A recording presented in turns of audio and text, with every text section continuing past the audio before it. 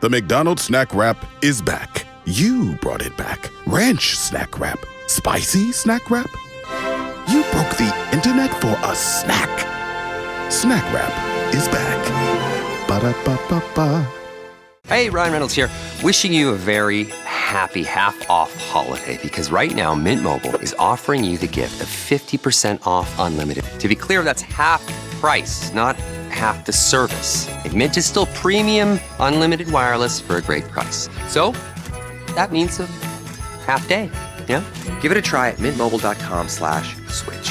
Upfront payment of $45 for 3-month plan equivalent to $15 per month required. New customer offer for first 3 months only. Speed slow after 35 gigabytes if network's busy. Taxes and fees extra. See mintmobile.com.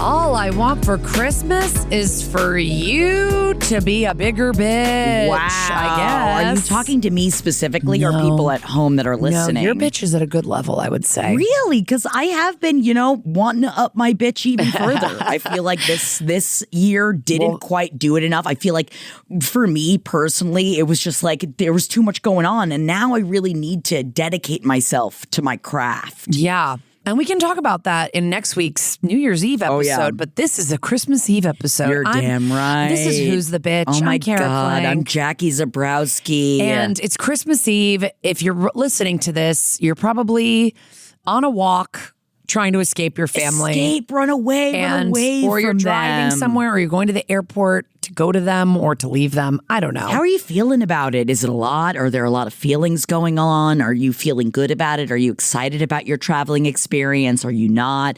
We just want you to be really sitting and getting into your feels. Yeah. Because, this is the time of year for it. This is when, it's always like everything means so much more. Do you think that in and of itself is bitchy about Christmas? That like everything is supposed to hinge more on it? That's like the love means more and the family means more. Because I feel like that's often what Christmas movies are pushing. That it's like, well, especially at Christmas, where it's like, why? Why especially in the doldrums of the year when everybody's upset? It's the same as like Valentine's Day. It's like you should be treating the person you love well every day. Every day. So I'm really not of that school that everything at Christmas has to be like special and that more things are.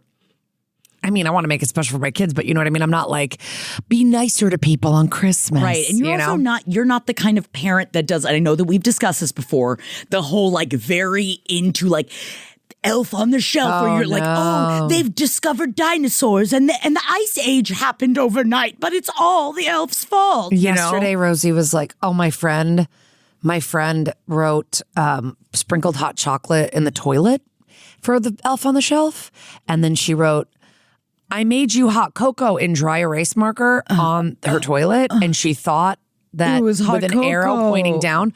No. She thought that it would erase because it was dry erase marker, but it didn't. So now their toilet just says, I made you hot cocoa with an arrow pointing down. So funny. That's so funny. I made So you poo-poo crazy. cocoa forever. Yeah, it's like, now you have to go to Lowe's and get a new toilet seat because of Elf on the Shelf. This is exactly why I'm not doing it. I'm not creative enough to think of like little footprints in the powdered sugar or whatever. Like, no. Also, like I've said, my kids, Rosie's too smart. She will literally be like, well, how did he do that? Or like, if I don't move it for a day, she'll clock it. I'll be like, the elf got tired. I don't know. I'm not doing that shit. It's just too much. I just feel like I appreciate the fact that you don't feel the abject need to make every moment for the children spectacular. Everybody should chill out on making any holiday. Like, first of all, it comes every year.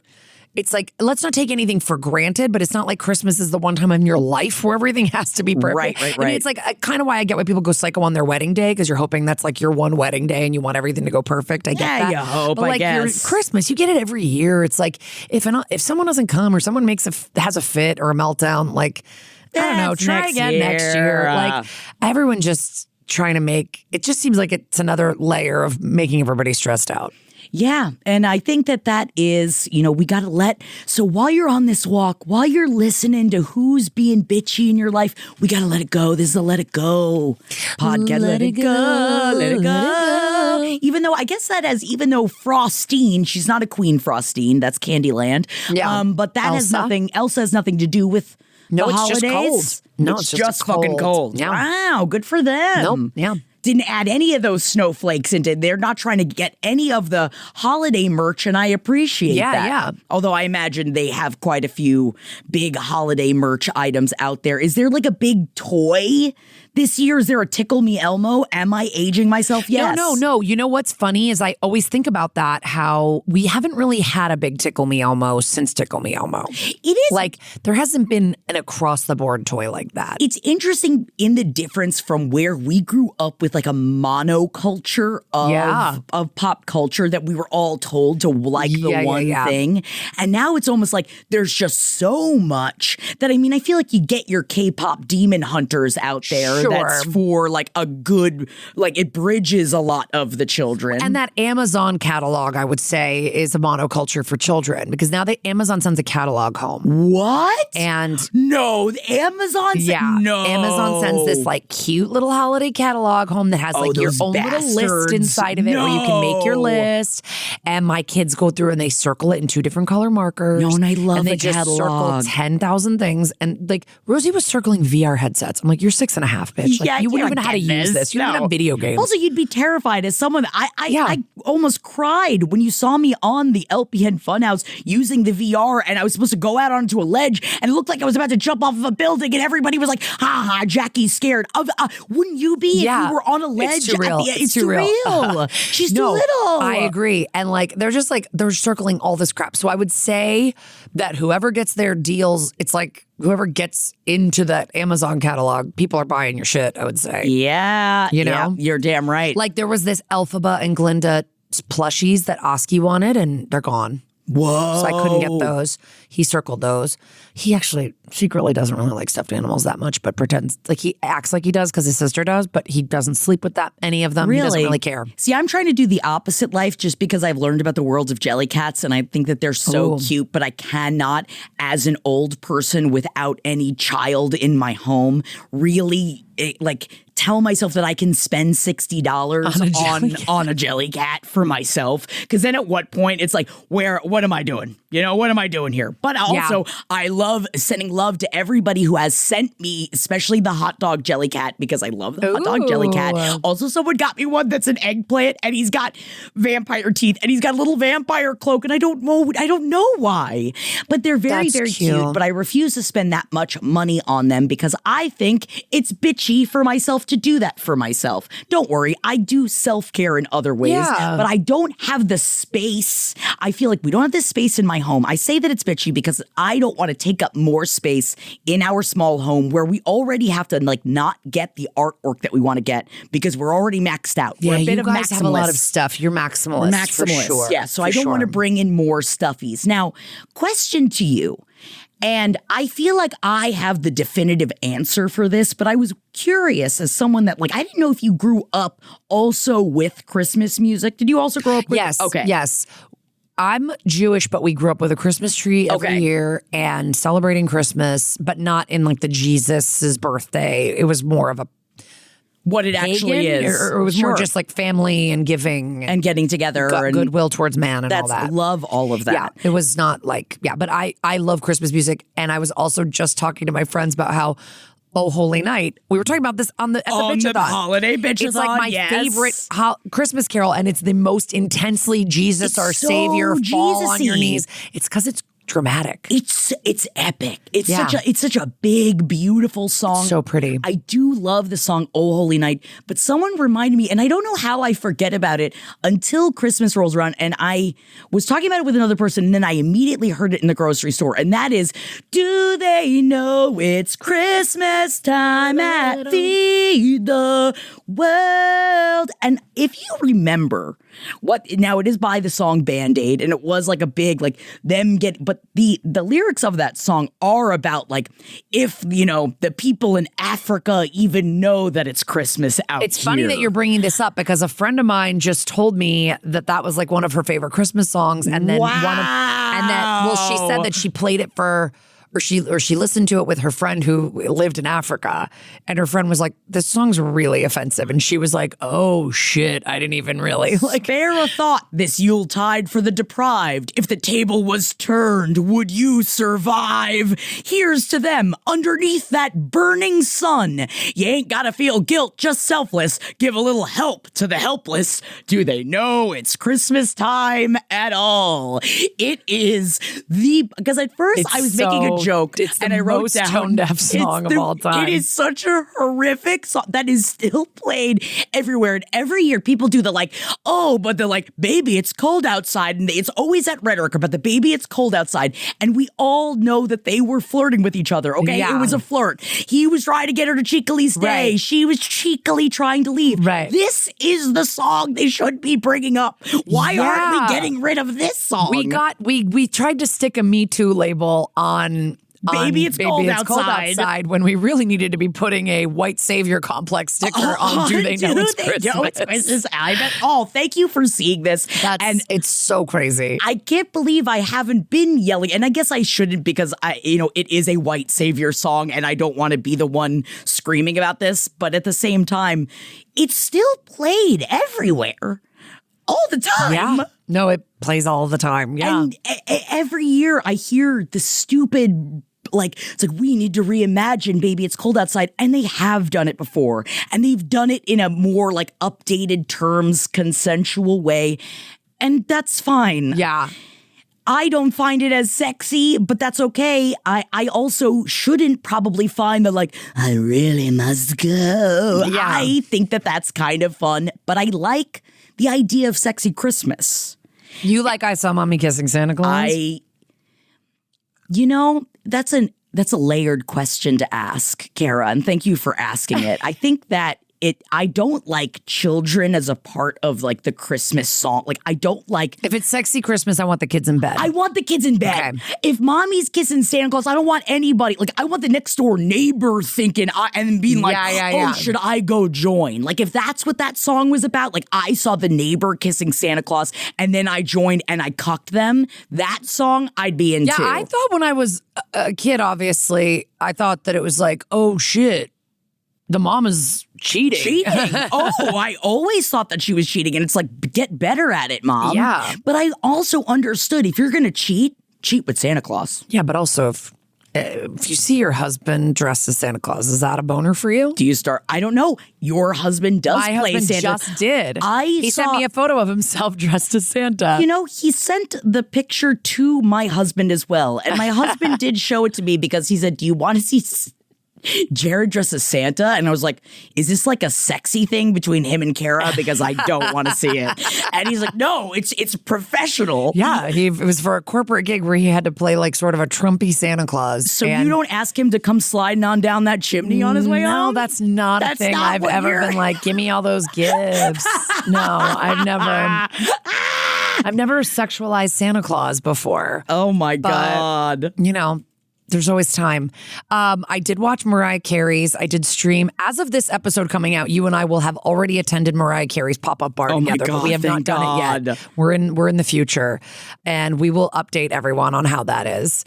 And how worth it definitely is going to be. Well, I'd already seen her in concert 2 years ago here. Yes. In LA. Oh, wow. And so, she I didn't even realize she goes on the road. I thought they just prop her up like Hannibal Lecter. And then this concert that just played last Saturday was live streaming on TikTok and Apple Music. And my friends were visiting. My friend who I actually went to Mariah with was visiting me from San Diego. And so we watched it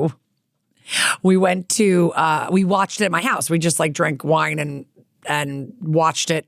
And it was similar to the concert that we saw at the Hollywood Bowl, which is very fun. And she does like a 25-minute medley of like some of her hits, which is really fun. But she also sings stuff from her new album of Christmas songs where I'm like, I don't know any of these. But and Natalie did show me that down to the letter of like, how are you all doing tonight? Are you enjoying every literal word she says? Because Henry, Natalie, and Eddie and Julie also went, but they got like the crazy front seats so they could see the big teleprompter that she has, that even the extension of all I want for Christmas. Like, it's A, so that she can see when she needs to hold a note. She's been singing the goddamn song for 25 years, girl. You don't know it. We all know it. You don't need a teleprompter. I love that she won't rely on her actual brain for a minute. And she's been doing this concert at least for 2 years. Because I saw it 2 years ago in November. And does it over and over again. I love the commitment to not committing. Yeah. It's great. It's also like in parts of it, like, because my friend that was with me, she's like she loves Mariah. She's just like, she's singing all the time. And I'm like, there's no way. But she does open up, like in this concert, she opens up All I Want for Christmas Is You. The first couple lines, you can tell she's singing. And then when she gets into the rest of the song, it sounds exactly like the recorded version. Because I think she wants to like show people, look, I'm singing. And then be like, look, I sound exactly like the recorded version. And it's like, I mean, great. Go off. She's not fully lip syncing and she's not fully singing, but it's somewhere a hybrid. In the middle. Which I like. It's a hybrid. So you're getting some. And you're getting some of her like, there were parts where I was like, oh, that's her doing like a run, you know? Yes. But like the kind of voice she has, she's 56 years old. She cannot be singing like that for 30 years. Right. No, it's not. But I mean, it's not like she's singing all the time. You know, it's not like she's. But she's been doing this concert. And she just put out another album. I mean, she is still going. One thing you can say about Mariah Carey is that bitch is always churning. I mean, she turned something from a fun little thing into a full-on ad for support. Like, it's crazy what she's done. She came out at the beginning of the concert and she went, it's time. Or whatever that thing that she does. Oh, yeah. That's new. That's only from the last couple of years. I know. That's like a new catchphrase. And my friend has a t-shirt of Mariah that says, it's time. Or I saw somebody in the audience wearing that. It said, it's time, you know? But anyway. It's time to be strapped in and barely sing a Christmas song. So do we think that Do They Know It's Christmas at all is the bitchiest Christmas song? I think hands down. Right? Because at first I wanted to say All I Want for Christmas Is My Two Front Teeth because I'm annoyed by that song. And I especially hate when in the singing of the song, oftentimes it is sung by a child, and they do that, my two front teeth, and I don't like it. That annoys me. Yes, really annoys me. Or what about the one that goes, I want a hippopotamus for Christmas. You hate that? How do you feel about, I know that you love your children, but how do you feel about children singing? Well, I'm going to be watching my children sing in a Christmas concert in 2 short days. Whoa. At their school. You know, they do a little holiday celebration. It's fine. Yeah, I just get a little annoyed by it, especially specifically Christmas shoes is one of my canonically favorite. Oh yeah, you did it at Funhouse last year. Christmas song, yeah, because it's all about the mom dying when she's gonna be Jesus, but I got to get her these shoes, and I think that's really funny, and which everybody else does too. Everybody's always laughing about it. No one understands why it's my favorite, but I think it's just because between that and there's also this song that we joke around on Jack In because it's about a bus crash and it's all about how Daddy died. And like it has this like news update in the middle of the song, and they're like, update, actually the bus went off to the side, but wait, there might be one survivor, and they go, Daddy, but everybody else on the bus did die. Yeah. So it's those kind of Christmas songs. But as long as Daddy gets to come home for Christmas. That's all that matters. I feel like these are, sorry, I guess we got to get into that. I've just been talking about bitchy Christmas over here. Planning a trip this year? Travel smarter and connect deeper by learning the local language with Rosetta Stone. With over 30 years of experience, Rosetta Stone's immersive, intuitive method helps you live the language, not just memorize it. Choose from over 25 languages, including Spanish, French, Japanese, and more. Their true accent speech recognition technology gives real-time feedback to help perfect your pronunciation. No translations, just natural learning that builds from words to phrases to full conversations. Whether you have 5 minutes or an hour, you can learn anytime on desktop or mobile. Get a lifetime membership and unlock all 25 languages. Learn as much as you want, whenever you want. Rosetta Stone. Learn confidently. Connect authentically. Don't wait. Unlock your language learning potential now. Listeners can grab Rosetta Stone's lifetime membership for 50% off. That's unlimited access to 25 language courses for life. Visit rosettastone.com/pod50 to get started and claim your 50% off today. Don't miss out. Go to rosettastone.com/pod50 and start learning today. Hey, Ryan Reynolds here for Mint Mobile. You know, one of the perks about having 4 kids that you know about is actually getting a direct line to the big man up north. And this year, he wants you to know the best gift that you can give someone is the gift of Mint Mobile's unlimited wireless for $15 a month. Now, you don't even need to wrap it. Give it a try at mintmobile.com/switch. Upfront payment of $45 for 3-month plan equivalent to $15 per month required. New customer offer for first 3 months only. Speed slow after 35 gigabytes if network's busy. Taxes and fees extra. See mintmobile.com.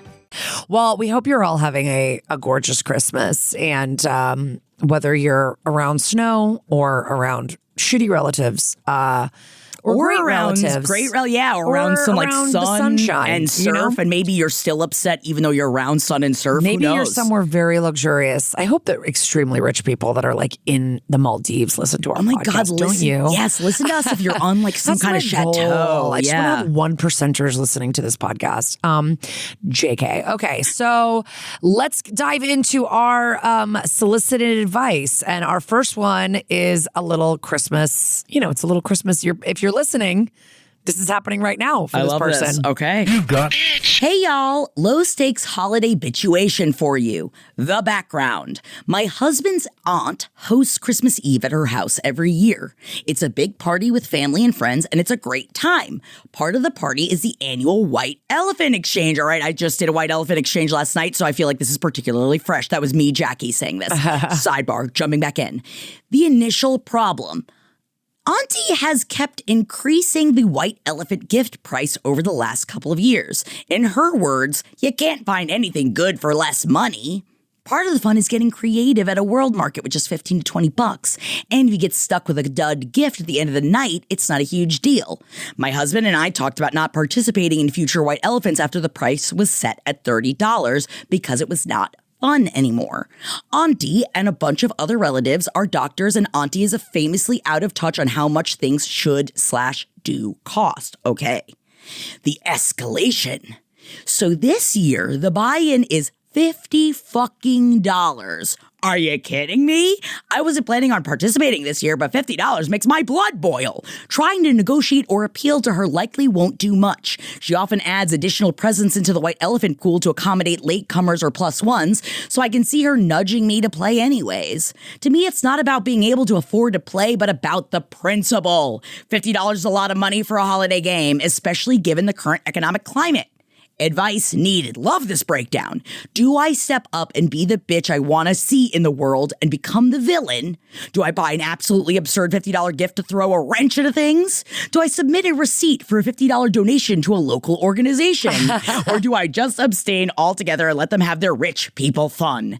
Any advice is appreciated. Love you both. Sarah from Alhambra. Oh my God. This kind of happened to me. I did this You got? Well, no, I did this big white elephant, not white elephant, Secret Santa with a bunch of my friends, 13 women, and we made it $30, and I didn't make it $30. Like, we were all like, what do you think? Like $30? We all set it $30. And then at the dinner, when we were all exchanging, at the dinner that we're all paying for, like, which was a little bit pricey. Right. Like, everyone's like, oh, we should make it higher next year. Like, it was just too low. It was too low. And I'm like, I don't know, guys. Like, we have to go to 50, and then it's 60, and then it's 75. And like, I'm just saying this, something similar happened where I was like, but at the same time, I do agree that everything's fucking more expensive, despite what Donald Trump tries to tell you. Here's the thing, though. I actually have very strict rules between Secret Santa and White Elephant, and I feel that Auntie might need to be educated. Maybe this is part of the conversation of having the limit like that, and maybe this is just the way that I've always played. In my life, White Elephant has always been stuff you have in your house, stuff that you got gifted that you want to re-gift. Other stuff. Shit. It's re-gifting. It's not going out. It's not going out and getting stuff. And I feel for everyone listening, and maybe this is not like international White Elephant rules, but it really helps if you distinguish between White Elephant is stuff you have, re-gifting stuff, other things you're really not spending a lot of money on. Secret Santa, you set a $50 limit. You set a $30 limit. If you're getting something for somebody and you want it a little bit more, but then you're getting one thing. With White Elephant, you have to bring usually you're encouraged to bring multiple things so that it's more fun, so that people can open up other stuff, and you steal and you have all. So like one year, I remember specifically a good friend of ours had moved into a new home and received an extra Bose or maybe was it Sony, like one of those sound bars for a television. And it was in the white elephant, and it was the only thing that was good in the white elephant. So it like ripped apart the whole white elephant because everybody wanted that always happens. one. Yeah. But when the way we played last night, I was just talking to Adam about this. It was such a truly wonderful white elephant because everybody brought such fun, stupid, weird things. Yeah. And it made it so much more fun rather than it being like, oh, it's like a really nice like matcha tea set. Wow, that's nice. Which maybe that works for some people. But I think the fun of White Elephant is keeping it cheap, wild, and fun. Yeah. So that if you don't get anything in, it doesn't really fucking matter. Like the person wrote in. Now, Sarah, that would be my advice. Now, I don't know if Auntie would be down with that, but maybe it's like, could we play? It's like, if you want to do that, can we do Secret Santa where we get one nice thing for other people? And then we do White Elephant that is, I know at this point, Sarah, it's probably too late for your holiday, but I just feel like if we could distinguish the games, maybe that might help a little bit more. Or I would say I would not participate. Although I do really like the $50 donation to a local organization. Yeah. I do also really, really like that. That's so bitchy and good. And I really like that. I think that's so bitchy and kind of says something about what you think about the game. What you think about the while game. You're playing. And I do really love that idea. And like you could, like set it up like, and it's in your name. Like whoever takes it home, I'm going to contact the organization and let them know that it's like under your name. But I mean, it is your aunt's house, so I guess it's her rules. But I do think that the $50 donation kind of makes a statement about like, you're not considering everybody's financial situation when you are setting this limit, because she's going to keep going up and up. You know, it'll be $100 in 5 years. It's going to keep bumping. And I think that in deciding also for yourself, it's also, if it's too rich for your blood, don't do it. Yeah. And, I feel like that it does get to a point where you're like, oh, I don't even want to try to change. But I would say maybe in the future, try to encourage, we do a White Elephant and a Secret Santa. And then if you could get like the White Elephant to be a little bit more zany and a little bit more fun, then you participate in that. Yeah. But I feel like trying to bend her to your will is probably not gonna happen. Yeah. Yeah, because you're right. It is kind of fun to be like, oh, I found this cool thing for $20 or at a market You're or a fair. Right, because then it's about the hunt too, and then it makes the hunt more fun. But everybody just I think we also need to everybody just needs to get off of the whole like, I'm going to go. I think for me, at least, these white elephants are one of the only places I even get a gift for Christmas, because I don't get gifts for, we don't really do it with my family. Gifts. Like my parents don't send me a gift, they send it for my kids. So it's like, I think some people, myself included, will be like, oh, I hope I get something good. And it's like, that's not really the point of it. It's like, I hope I get something neat. I hope I get something original or cool or something that's like, and like this year at this white elephant, my friend gave me this beautiful leather wine satchel that she got at a market. And then in it was a bottle of wine that I had asked her about months earlier. And so she knew I liked this kind of wine. That's so and so you know what I mean? It was like, and that was a Secret Santa thing. So we all know who we were getting for. So she knew how to get for you.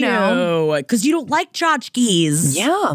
I like wine. And that's when you know someone knows you. Oh my God, you're just like the Countess. I am. Listen, don't be all uncool this Christmas. She only wants wine. Sarah, I will look towards the direction of Alhambra from my home this Christmas Eve, and I hope that everything is going well. We're sending you love at your white elephant. Okay, let's listen to this voicemail. Thank you for calling Who's the Bitch? Tell us in the voicemail who's the bitch. Beep. Oh my gosh. Hi. I love you guys so much. Huge LPN fan. So glad I got to know Kara. Not whatever, but okay, let's get to it. I'm going to try and make this as short as possible. So I have been in a situationship with my best friend for the last year and a half. Ooh. And I came out of an abusive, toxic relationship that was physically, verbally, emotionally abusive. I met her. She did everything to get me out of that position, and then we ended up best friends, but also a little bit more than best friends. Just a little context. I feel really weird sharing this. Not that she listens to the pod, but like, what if somebody I know does? She is in the closet. I am not. So we have not been in a relationship, but we've done a lot of relationship things. And we've been like sleeping together pretty much this whole time. And it always comes back to like, you're my best friend, I'm your best friend. Well, she is my best friend. So that's fair. But she also does this like toxic thing where she just like shuts me out. She shuts me the fuck out when it is convenient for her. And then she'll come back and act like everything's cool and like we're best friends, so I should understand it and la la la. And I don't know, she's been like so stringent from the very beginning that she does not want a relationship, and I have gone along with that, even though I have told her multiple times, like, you are a person I want to be with. And we have always kind of had to come to the middle ground that she is on. That I'm wondering if after a year and a half, am I the bitch for kind of being upset? And it's not even that we're not in a relationship, but it's like she has never acknowledged my feelings as to why I would feel that way when we have been sleeping together and multiple times told the other one that we love each other. It just feels weird that I am the bad guy every time I express that I have quote unquote caught feelings, and I'm not supposed to feel like that when all of her actions have led to that, until she gets afraid and then she's like, nope, never mind. And like even tonight, she's in a bad mood and she's mad about something that she won't open up to me about, and then she just like hangs up the phone. So when do I get to feel something? Like, am I the bitch for being like, hey, I get to feel things too. It's not just you. But every time I bring that up, she brings up something like it's my fault. So like, who's the bitch? Am I the bitch for knowing what I was getting into when I walked into it and saying I was cool with it? Or I don't know. I'm also super scared to be leaving this. So, all right. Love you both. Bye. Oh, thank you for my God, you leaving a message and facing your fears. Yes. This is so tough. I've seen this happen so many times with people, with friends, where it's like you get into this situation because you think maybe things are going to change, and then it's going to be such a cute story. We started out as best friends, and then we morphed into romantic partners, and now we're together forever. I mean, that's obviously the goal, right? That's what. But she's not there yet. No. And you came out of an abusive, toxic relationship, which good for you. I'm so proud of you for doing that. But also, this is not a good situation for you either. And while I'm so proud that you had moved on, this is not, you don't deserve this. This is not, you are meeting somebody halfway is not meeting halfway when the other person's not meeting you halfway. Mm-hmm. That's you meeting them all the way, which is what seems to be happening over and over again. And oh man, nothing gets me going than somebody that will just hang up when they're feeling too many feelings because they don't want to express the feelings. And I say this as a person that used to struggle doing it myself. Oh, same. I was a big shutter downer for a long time. And I have been told for so many years that your feelings are too big. So then I would just shut them all off instead rather than dealing with this. But while I do wonder if your bestie thinks that in this situation, it's like, oh, it's better to just keep it from the caller and I'm just not going to put them through that. Meanwhile, that is not helping anything, and it doesn't help any communication, and it helps nothing move forward. And regardless of whether the bestie wants anything to move forward, which it sounds like she fucking doesn't, you do. And that matters. And it's time that I feel like if someone hung up on me in a conversation like that, I would respond with an email or a text being like, I felt like I wasn't being heard in this, and I'd like to share how I feel, and you write it down. Because even you were calling in, being a little nervous even just about calling in. I think you maybe if you organize how you feel about all this, because how you feel about this matters. And it should matter to the person, regardless of situationship. You guys are besties. And you would hope that if anything, you'd be able to talk about how you feel. And right now you are being completely shut out in every pathway that you're trying. And so you either need to try a new pathway by either writing it down and going to her at a time when you're not feeling, so that you can genuinely go and be like, this is how I've been feeling in this, and not how you're making me feel. This is how I have been feeling. But then maybe part of that is, and when you do this, I feel like this. Yeah. And because it's that shaming, and I know that it's like, oh, the therapy speak, but man, the therapy speak helps so much, because maybe your bestie doesn't even realize what she's putting you through. I think also, though, all of this is really being muddled by the fact that you guys are best friends, but that there's also this romantic thing going on. So, like, it's kind of hard because I'm sort of like, if you want to stay best friends with this person, then I don't know. I feel like the romantic I would cut out stuff off has the to romantic shit. And it's hard. You can't like cut it out because it's like your feelings, you know? Right.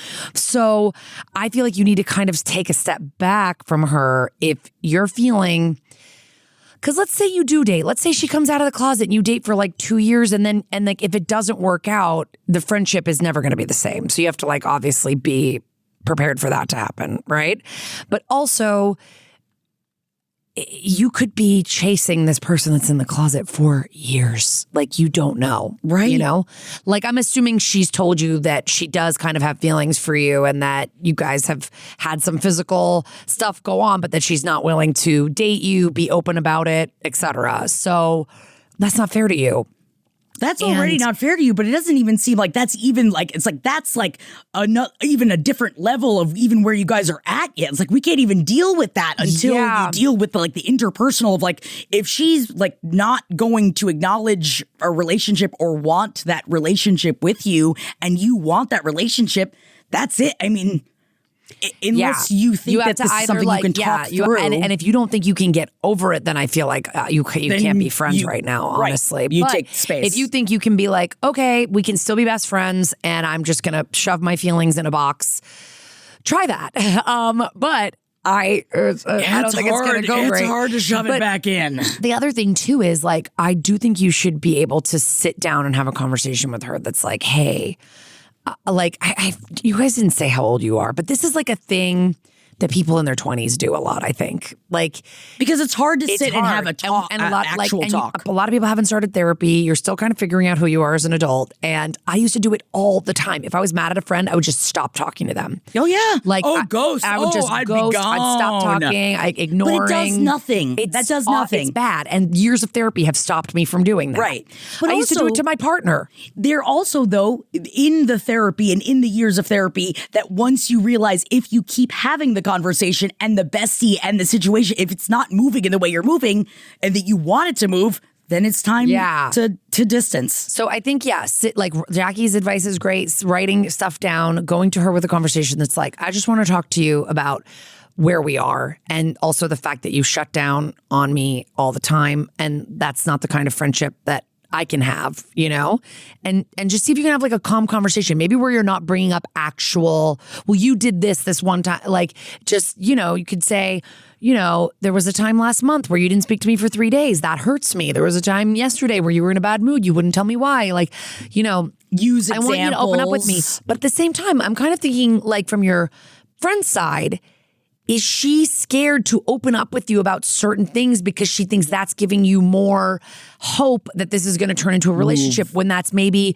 not what she can do or feels comfortable doing yet? I mean, obviously, I think your friend needs some serious therapeutic help as well because she needs to get to a point where she can, like, you know, get to her true identity and be happy living as herself. And I hope that she does. But right now, she's put you in a panic room. Yeah. She's like fucking Kristen Stewart you in a panic room right now, okay? And you're not going to be able to breathe at some point because cutting off all the oxygen. And the oxygen makes the plants die. And we need to keep the plants alive in the relationship. Yeah. Yeah. You got this. Yeah. I think maybe you guys just have to have a serious talk and you need to just chat about like what your role is going to be as a friend and what you would expect her role to be as your friend. Because I agree, you're not allowed to just be like, oh, okay, so you shut down whenever you want. And I'm just like, if I ever bring up my feelings. Right. You know, because not fair. If that's how it's going to keep going, I know she's your best friend. Best friend label is getting thrown around a lot in this call. But we need to maybe reevaluate the best friend for you. Yes. Yeah. But oh my gosh, thank you for telling us and coming to us. And please let us know. Please let us know how it goes. Because man, it's hard. It's so fucking hard. That like best friend pining situation is so tough. I know. Anyway, and they know you so well too. And it's just like, you know me more than that. Like, you know that I need more than this. Sorry. Yes. It's just. No, exactly. When it's your bestie. Yes, totally. Planning a trip this year? Travel smarter and connect deeper by learning the local language with Rosetta Stone. With over 30 years of experience, Rosetta Stone's immersive, intuitive method helps you live the language, not just memorize it. Choose from over 25 languages, including Spanish, French, Japanese, and more. Their true accent speech recognition technology gives real-time feedback to help perfect your pronunciation. No translations, just natural learning that builds from words to phrases to full conversations. Whether you have 5 minutes or an hour, you can learn anytime on desktop or mobile. Get a lifetime membership and unlock all 25 languages. Learn as much as you want, whenever you want. Rosetta Stone. Learn confidently. Connect authentically. Don't wait. Unlock your language learning potential now. Listeners can grab Rosetta Stone's lifetime membership for 50% off. That's unlimited access to 25 language courses for life. Visit rosettastone.com/pod50 to get started and claim your 50% off today. Don't miss out. Go to rosettastone.com/pod50 and start learning today. Hey, Ryan Reynolds here for Mint Mobile. You know, one of the perks about having 4 kids that you know about is actually getting a direct line to the big man up north. And this year, he wants you to know the best gift that you can give someone is the gift of Mint Mobile's unlimited wireless for $15 a month. Now, you don't even need to wrap it. Give it a try at mintmobile.com/switch. Upfront payment of $45 for 3-month plan equivalent to $15 per month required. New customer offer for first 3 months only. Speed slow after 35 gigabytes if network's busy. Taxes and fees extra. See mintmobile.com. Okay, next piece of bitchuation. Here we go. Next piece of what am I not even speaking? We're so December brain right now. I'm just like, what the fuck of bitch that we have in the bitch puzzle of life. My bitch brain has gone on vacation. Okay, you got bitch. Hello, girlies. Long-term LPN listener. I love the whole network so much. Right. So here's the shit show I'm living in. Okay. I'm very liberal. My friends are very liberal. My boyfriend is ... conservatively sprinkled. Interesting wording. Not foaming at the mouth, not storming parliament, just lightly right-leaning in the way that makes liberals twitch. But he treats me like a fucking queen.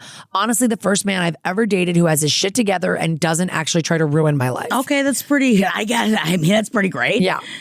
My friends met him once, one single time. Oh, once. Politics did not come up. He wasn't weird. He wasn't rude. He didn't start a debate. He was perfectly normal and tried really hard.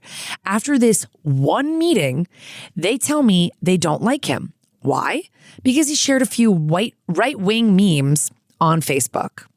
I told him it made me uncomfortable, and he immediately apologized and stopped because he's an adult with empathy and not a goblin. Now, here's the part where my soul left my body. We were drunk one night, and the topic came up. They had unfriended him. So it's funny that they even friended him if they were only met him one time. I know. Whatever. So they especially like I feel like people don't use Facebook quite as much like that anymore. But I guess I'm on it. You know, I'm still on you there. Love the mom I'm doing groups. commerce. Yeah. So they had unfriended him. So they made me get out my phone and scroll through his Facebook feed in front of them like I was presenting evidence in a court case. I'm sitting there half cut, which I'm assuming means wasted. I love that. Scrolling through the man I love's post while 2 people peer over my shoulder like detectives. Nothing political, nothing offensive. And still they're just like, yeah, nah, we just don't like him. I've known one girlfriend for over 10 years. She has seen the absolute nightmares I've dated. She knows the level of fuckery I've tolerated. This man is the literal healthiest relationship I've ever had, and she's written him off quicker than I can order a takeaway for Facebook memes. I am unwell. Mutual friends are baffled. I'm baffled. My dog probably thinks I've lost the plot. Meanwhile, me and my boyfriend got serious really fast, like talking about moving in together fast, because we are basically the same person in every way except politics. And now I'm stuck. I don't know how to fix this without making literally everyone uncomfortable. We're planning a Christmas night out and I want him to come, but I feel like if I bring him, my friends will spontaneously combust. I already left him at home for another friend's birthday to look after my dog because everyone else was going. And honestly, I felt like a massive dick about it. So I'm asking, am I the bitch for wanting my friends to give a good man a second chance? Are they the bitch for writing off my boyfriend over some memes? Or is this one of those no one's the bitch, life is just stupid situations? Please help, because I am losing the plot a little bit. Jackie, do you have any initial thoughts? It's so, my brain is reeling over here just because as someone that has definitely dated people that no one liked before, I have definitely been in your situation, but I've never quite been in your situation of knowing that they were great for me, because all of the guys, they ended up being bad. They were all really bad. So like all of my friends doing that was definitely like I know why you're doing this. I see what you're saying, except I like it. So I like that he's a dirtbag. I like that I'm kind of into this. Meanwhile, it was because I was treating myself poorly. Yeah. And I'm not saying that is what this case is at all. I'm just saying that's what my experience with was it. But that's why I knew the friends to trust about these things. And the friends that I trusted about those things, when I first met Jeff, they did not feel that way. The only thing that they felt was that like, oh, he lives far away. You really want to try to do this? Yeah. It was more of that kind of thing. Now, it seems like, I guess I'm a little confused with the email if everybody has cut him out or just the one good friend. It seems like a lot of the friends are on the bandwagon of this guy is not good, but that one specific friend has really known her whole history and should know how good this guy is, and even she's not giving him a chance, but it's multiple friends that feel bad. I feel like I would go to the dog whistler. Yeah. And I'm not calling her a bitch just because I called her a dog whistler. I would personally go to her and say, hey, I really like this person and I understand, but if you could help me sway, I could use a little bit of help because I really like him and I really would love to see where this goes. And if you are my good friend, I wish that you could at least try to help encourage, because I'd like him to come around, because I don't want to distance myself from the friend group because I like this guy. Yeah. Could you please just give him a little bit more of a chance? Now, I feel like now that we just had Ariel on the show, like I feel like I hear the background of like, no, fuck them all. No. I just feel like this is still new and this is a friend that you've had for a long time. And I feel like if you could just go and just say like, is it just the memes? Like, are you getting like are you getting another a vibe like what off is, of him? Because I think that you do need to bring him to the Christmas thing. They need to hang out with him again. They need to hang out with him Friends again. making a judgment off of a guy on a one-time meeting is crazy. Yes. Unless he literally got wasted and pissed all over the party and fucking pinched your best friend's butt. I had that person. I remember specifically, Holden will always bring it up. This dude that was faced, it was like 2 p.m. and he was supposed to be meeting all my friends and he was so drunk and he just like kept trying to like suck on me and like get me out of there. And Holden was just like, this is the guy you wanted us all to meet? But I mean, objectively, it seems like the first meeting was very benign. And these people are going off of like things. So I think that's not fair. I think one meeting to make a full judgment about someone, it's like, because I've easily said, oh my God, when I first met so-and-so's husband, I was like, oh my God, this guy. And then I hung out with him a couple times and was like, oh wait, he's low-key so funny. The best. He's just shy, like whatever. Right. There's like different things. So they could honestly be in love with him after the next time they meet him. You got to orchestrate some more hangs and you do need to talk to these friends and go, it's really kind of not that fair that you guys are doing this. But don't come to them with the like, you guys are wrong. You misjudged. You have to Could you guys give him one more chance? You've only met him one time. So that's my feeling on that. I will say, I don't want you to be blinded by the fact that this guy is treating you nicely, like to the fact that you might have different views. Like, do you know what I'm saying? Right. Whether he's storming the Capitol or not, of course, that's great. But if he has conservative views that you are very against, I don't want you to kind of be like, it's like one of our very first calls was somebody that was like, I'm in love with this guy. He's so amazing. Everything about him is awesome, except he's going to vote for Trump. And I'm very pro Kamala. And he told me it's all about economics and this and that. And we had a whole conversation with that person. And this, you might not even be from the US, to be honest. Like you were using the term takeaway and half cut. And I know that those feel like Britishisms, but I don't know. You might be here as well. But I'm just saying, don't be like, well, I can overlook a couple of these, because I do think political views, people are like, it's just politics. No, politics is life. It's how you see the world. I guess it's also my question is, what were the conservative views? Like what were the memes? You guys are moving fast. Are they anti-trans people? It's like, are they like, it's like, it is like kind of,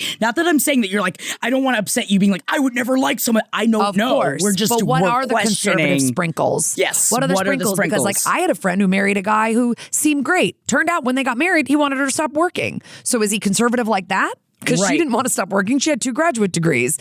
Like, is he conservative like just with like fiscal stuff? Like, what is the conservative part? Because like, I'm worried that you have been in all these shitty relationships with this guy that's treating you well is making you sort of overlook some of that stuff. And I just want to make sure that it's nothing that down the road that could rear its ugly head. Like if he posted that stuff, it's because he believes in it. And just because he took it down because you said you didn't like it doesn't mean he stopped believing in it. Right. And so if he believes in some stuff that you fundamentally disagree with, I would just take a look at that, because it seems like things are moving really quickly, and maybe your friends are getting more of like a vibe where what you consider to be opening doors and paying for things and being very chivalrous, they're looking at it like he's controlling, he's paying for everything and making her whatever.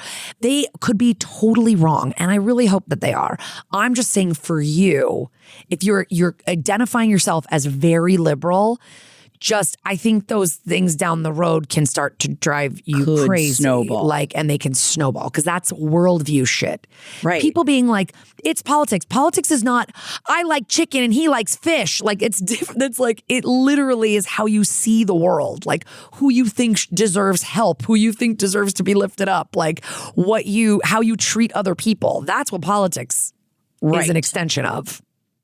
So I really hate when people are like, it's just politics, leave it out of it. And it's like, no, it's worldview. Yes, it's literally worldview. Like, I would not be with somebody that was like fully on my side about everything, but was like, I think all immigrants should go home. Right. It's that's like, well, crazy. then I don't want to. He treats me amazingly, but he just thinks all immigrants shouldn't be here. I wouldn't be able to do that. So, but also maybe the person would. You know, and I'm not saying your guy is doing that. No, to the writer. We're just curious. Yes, I'm just curious. Like, I just want you to make sure that you interrogate those things within yourself of like, what was he posting? Like, how conservative is it? Like, is it about the woman's right to choose? Like, It's like, what happens if you get pregnant and you don't want to have the baby? Like, you know what I mean? Like, so these are obviously, you're not stupid. You're thinking of these things, I'm sure. No, but it's also the rose-colored glasses and the love bubble and everything moving quickly. And then all of a sudden you're Indiana Jones and you've got the big thing behind you and you're just like, what is happening? I guess I've known from the beginning that he is against this thing that I actually really believe in. So, but you know what I mean? Like, and then by then you're like, is it too late for me to say something? Just,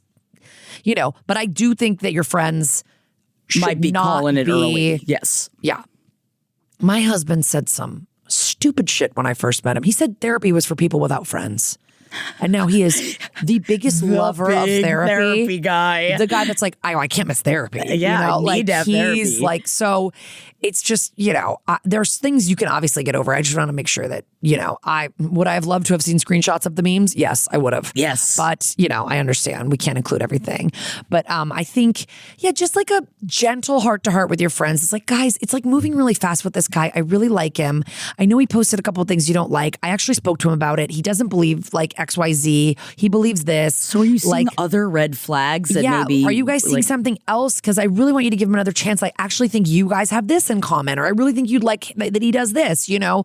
Try to, maybe the Christmas thing isn't the right thing. Maybe it's like you all go do some kind of night out activity that's after something the holiday. you know. Yeah, it's something you know that him, yes, maybe after the holiday. Because as we said at the beginning of this episode, there's a lot attached to the holidays. People want attached everything to to be it. perfect and this and that. Perfect. But again, he's your partner, and if you want him with you at this holiday event, bring him. But I think maybe organizing some kind of event where it's something that him and your friends all like, and you know, you go all do it together, and it could be like a bonding thing.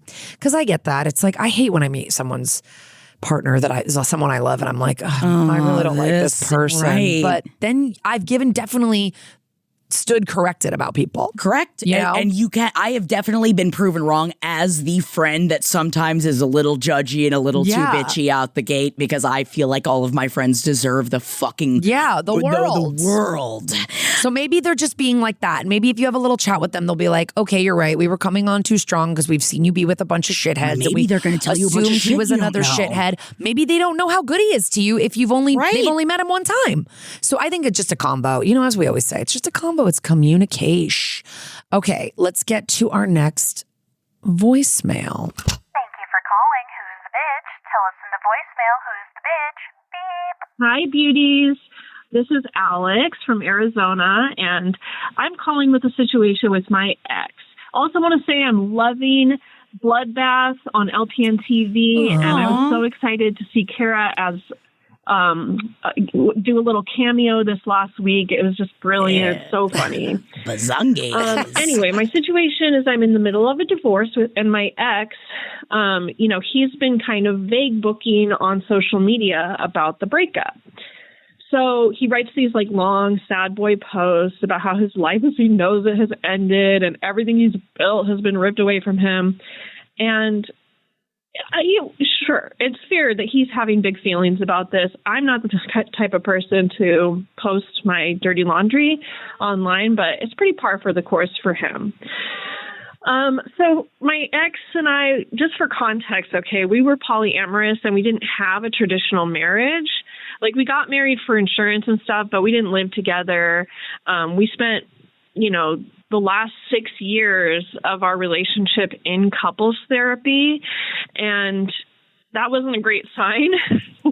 But I also started to realize that our problems were not getting any better. Like, they weren't insignificant problems either. I could count on both hands the number of times we had sex in our 3 years of marriage. Wow. So I took him to an emergency relationship coach this summer and said, we spent 6 hours with this therapist, and I said I would give him 8 more weeks to show that he could make some changes in the right direction, or I was going to end the marriage. Well, nothing changed, and I ended up coming back to him and saying it's over, but not really, because I'm a relationship anarchist, meaning like I don't subscribe to any societal norms about relationships. I thought we could kind of just de-escalate the relationship, take out the marriage part, just, become close friends. Well, this is not what happened. So here's where I'm struggling. Okay. So after he posted a couple times online about the breakup and how devastated he is and how he's leaning on his other girlfriend and he got all this sympathy from our friends, I thought that would basically be the extent of it. But then on Thanksgiving, I invited him to spend the holiday with my daughter and I. And he's been kind of awkward around us, but, he's family. So I'm cooking this entire meal, turkey, stuffing, everything. And I get a notification from his Discord server. And it's another lengthy post about how hard the breakup has been for him, how his wife abruptly left him, and mentioning how grateful he is for his beautiful, wonderful girlfriend. And I just had enough at that point. He didn't need to tag me knowing that I was going to read that on Thanksgiving. He didn't need to compare me to his other partner who I love and adore. We're friends. He just doesn't need to make this passive aggressive post where he takes zero accountability and basically he keeps trying to make me the monster in front of all of our mutuals. So I uninvited him from Thanksgiving. I told him I would be going no contact until he stops being weird and passive aggressive. And I'm just wondering, is this too harsh? I don't know. Please tell me, how can I move forward, as I do want to be friendly with him? And more importantly, who is the bitch? Oh my gosh. Not Thank too you. harsh. Not too harsh. Not too harsh. Alex, you're not too harsh. Thank you for doing a quick promo for Vampire Bloodbath. Loved it, Everybody loved needs it. to watch LPM Bloodbath. Please. I brought my tits onto that You in damn episode right. 6 or 7, Oh something my like God, that. you damn right so you if you did. want to see my boobs, there they are. Also, my husband is the leader of that, and Jackie's so And great he's in killing it. You guys should go check it out. No, man, he's the bitch. Oh, this is he fucking is nuts the- how no, much he's the bitch. He is not only bringing your dirty laundry into public, but also not being completely truthful about it, specifically the abruptly left him when You've been in years of therapy? And not only years of therapy, but you also took him to the emergency relationship coach and gave him 8 weeks and said, if you don't fucking shape up, you're gonna fucking ship out. And then you did it. Fuck that. And also, Jesus, why are you so obsessed with me then? If your other girlfriend's doing such a great job taking care of you, fucking, you only want the attention? Meanwhile, I'm gonna feed you on Thanksgiving with my kid here, and then you're out there, talking bullshit about me? Yeah, I don't know how Discord works, to be honest. I've never been on a Discord. Hello, old millennial here. I've never been on a Discord. Jared's on his Discord all the time. But do you just follow his Discord so this came up for you, or you said he tagged you? It sounds he tagged you you're so all he could in the see Discord this? together. Yes, and that not only could everybody knew in the you were Discord gonna see it. Correct. That is bullshit. Absolute bullshit. Also, dog, social media is not your journal. I'm sorry. It's okay to go on there and say how you feel about things, of course. But I think over and over again, going on social media to talk about a breakup and something personal is that. I don't know. That's just not for me. But oh no, it really weirds me out. I really don't understand. That, absolutely. but- I think it's fine if you go on social media. I've been going through a hard time lately. Sure. I'm reaching out for help is via social media. Anything like that is fine. Sure. To just go on and be my divorce, I'm so sad. I don't know. It's go talk to a friend or a therapist or your girlfriend or something. And to keep posting about the point it? of putting that, if you're a person because I understand there are some people that really don't have a lot of friends or don't have family. And so when they go on social media, that is kind of feels like their outlet. It sounds like your guy here has friends, has another partner, has he's other fine. outlets. And the only purpose of putting it out there is to A, garner sympathy, and B, turn you into the villain. Correct. Here. The villain that was making him Thanksgiving dinner. So why don't you go to your girlfriends and why don't you go to somebody else on Discord side? It seems like they're the ones that are supporting you to the point that you had to tag. The fact that he tagged you, oh my God, I would have steam whistled. I would have. I don't want to say I think because I have narcissists in my life, I don't want to put a full narcissist label on it to me, but that is a key tenet of narcissism is nothing's ever your fault. Right. And that you're always able everybody to else's shift the fault. blame to someone else. And it's this is years of you guys having what seemed like a pretty dysfunctional relationship and marriage. And you're a relationship anarchist. Leave it all behind. Yeah, Fuck this guy. You've done more than probably would be expected of a normal person to give him final chances, and zero accountability, zero change, zero maturation. It's ugh. Good luck. Talk about the biggest Good luck ick. with the new girlfriend. I mean, you guys are friends. It's can you imagine being the new girlfriend It's and watching that happen? I would so totally just be you know what? Never mind. and I think you could, through your mutuals, your mutuals are going to spread the word and be that's actually, none of this is how it happened. He's looking for sympathy. He's looking for attention. Is it because since you guys aren't, I'm assuming, were you guys living together, I guess? Because it's is this the kind of thing that he's more a boo-hoo, I don't have any money and I have no, is it garnering that attention, or is it really just simply because if he's not trying to get money out of it from friends to make them feel a type of way, then he's only doing this to make you this is a pinpointed at you attack for to just keep it going, and ripping his everything he's built has been ripped away from him. His life as he knows it has ended. That's like what she said in the thing. So like, but to me, if not. I'm the girlfriend, I'm like, God. what the fuck? Like, I don't know. I'm in your life still too. You still have other people in your life. Also, Like, go create more relationships. Like you can create other things. Yeah. Like, I'm not polyamorous, so I'm kind of like, is that normal to be like, have another partner and then when you break up with one partner to act like your actual whole world is imploding when you have this other partner that is supposed to be like, I've had friends that have, and then if it's your primary partner, yes, I get that. and going through and that there's breakup, probably a living situation and stuff like that. But to me, it's like just spreading it around to the mutual friend group and getting it all out and annoying, airing out your whole thing. Annoying, all of it. And it just, I would not want to have somebody I was dating, even if I knew I was their secondary partner or whatever, being like, my life as I know it has ended. Right. Everything I've built. It's like everything you've built. You guys have been married for 3 years. That's your whole life. And like, also, you said you guys got married for insurance, and not that I'm saying that like takes away. right. It doesn't. It just, like, to me, this is histrionic. This is like, you know. Especially if it wasn't about the paper, like it wasn't like it didn't seem like that, like the marriage necessarily was necessary for either one of you. So this, I and feel you like were you were also looking to fully consciously uncouple and de-escalate. Right. Like I have friends that are doing what you're talking about, where it's like they're just taking the marriage piece out, but they're staying friends, and they're staying friends people and who working care together. about each other and will take care of each other as they get older and stuff like that. And it's like, and it works for it can some happen, people. but this guy just like. Yuck. He couldn't let that happen because it would miss out on the opportunity to get a bunch of pity and a bunch of attention. And that's how I'm reading into it. So and that's yucky. And we want better and that, for you. I think makes him the biatch. Yes. Not that he can't be sad. It's over. You seem great. He's sad. He's going. He's not going to have you in the same way. But he fully has the option to have you in his life.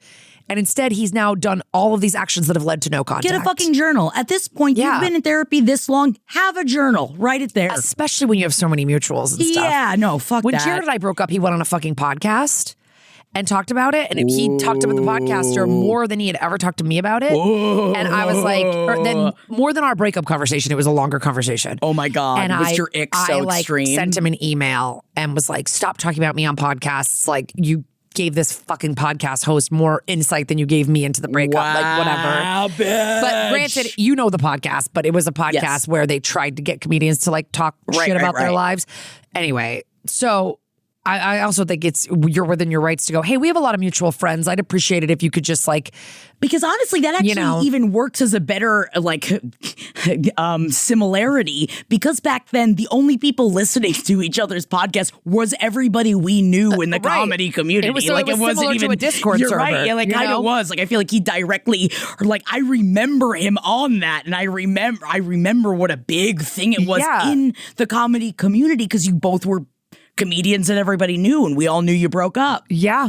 So it was actually fairly similar to this. And it's just like, I remember him, like, I remember doing the like, oh, you shouldn't be talking to Carol like that. I mean, well, he heard it from me. Yeah, bitch. But whatever, we got back together and got married. But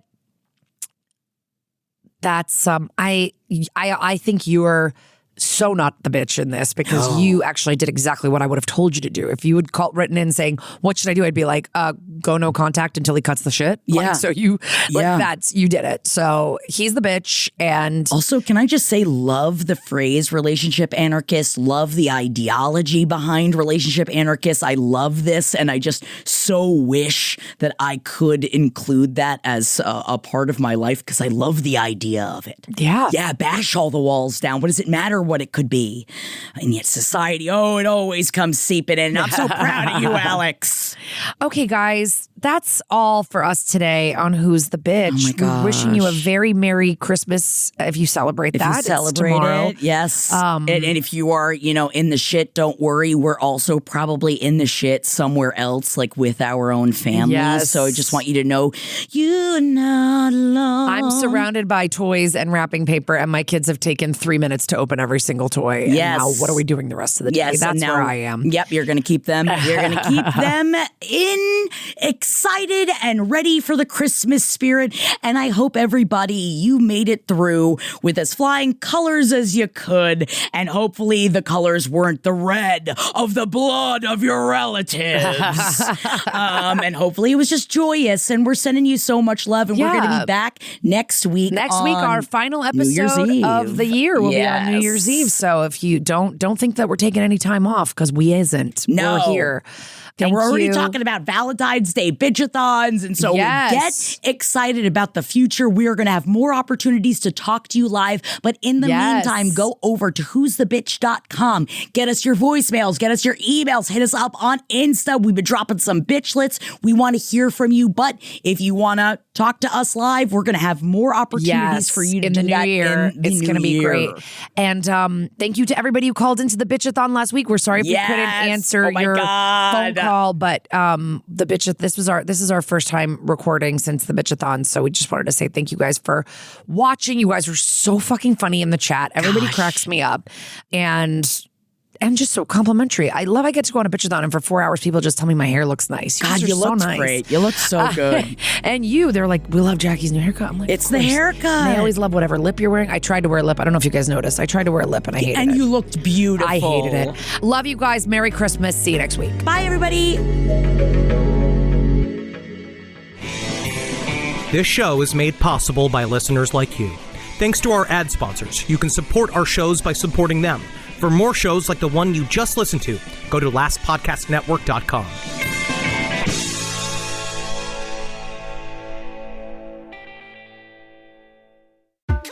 DSW, birthplace of the humble brag. Here, the shoes are so good, no one would ever know how little you paid. If you didn't go telling everyone, that is. And with never-ending options for every style, mood, and occasion, all at really great prices, we'll definitely give you something to brag about. So go ahead, stock up on fresh sneakers from your favorite brands, or try those boots you always secretly knew you could pull off. Find the shoes that get you at prices that get your budget at DSW stores or at DSW.com. Let us surprise you.